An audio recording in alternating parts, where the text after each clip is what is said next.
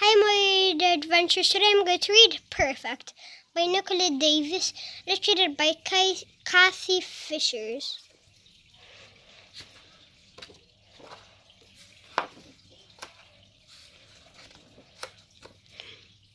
I love the little bedroom on the top floor of our pointy house. In summer, swifts nest in the roof above it, and I watched their fledglings first flights from its window. They were perfect from the very start, soaring high to slice the sky with the crescent wings. All winter I waited for them to return, and I waited for the baby who would sleep in the tiny rooftop room.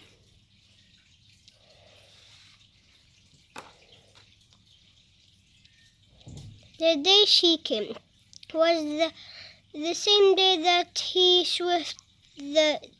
swifts came back. They raced and chased each other, screaming over rooftops with joy and being home.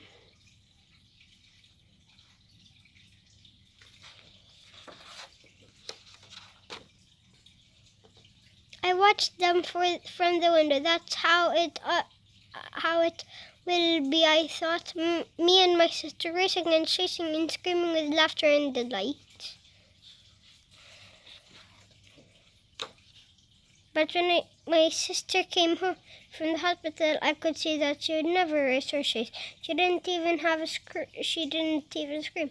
Her dark eyes looked at me, and she lay quite still. I didn't want to hold her, so I ran into the garden. I lay there on my back to watch the swifts and let my tears run down into the grass. Nobody would see them.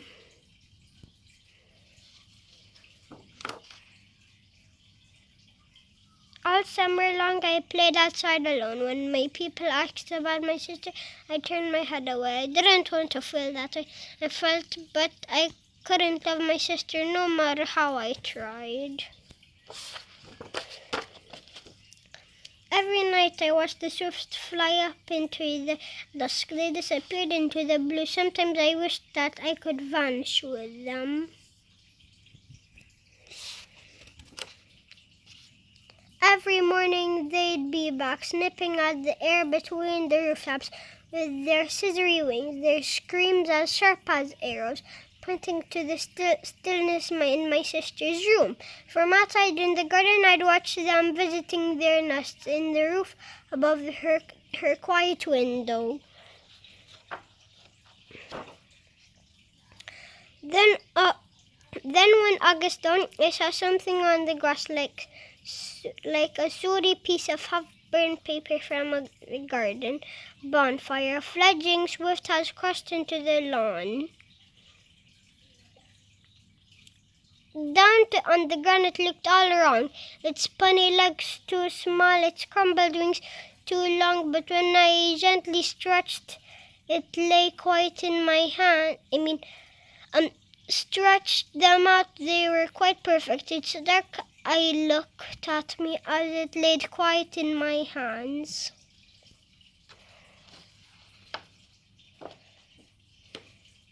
Perhaps I thought it only needs a little help.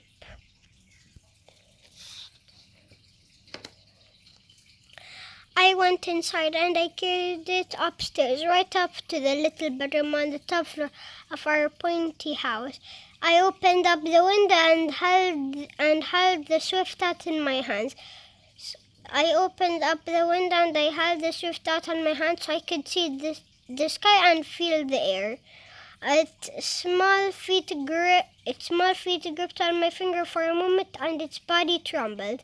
When its wing flickered as fast as thinking, and it was gone, scissors slicing through the morning air until it was a black dot high above the rooftops.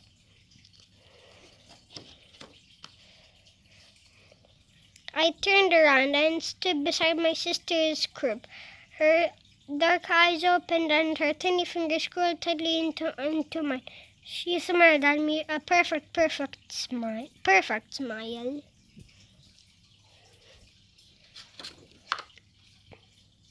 Perhaps I thought she only needs a little help.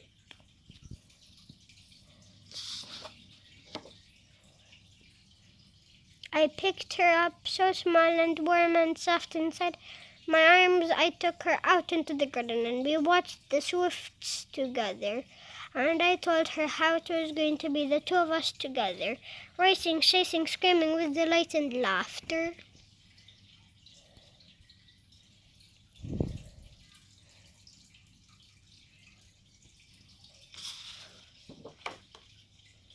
The end. Thanks for reading with me. Perfect. And if you wanted to see the last pages about the authors, here you are. You can pause and see it. So thanks for reading with me, Moid Adventures. Bye.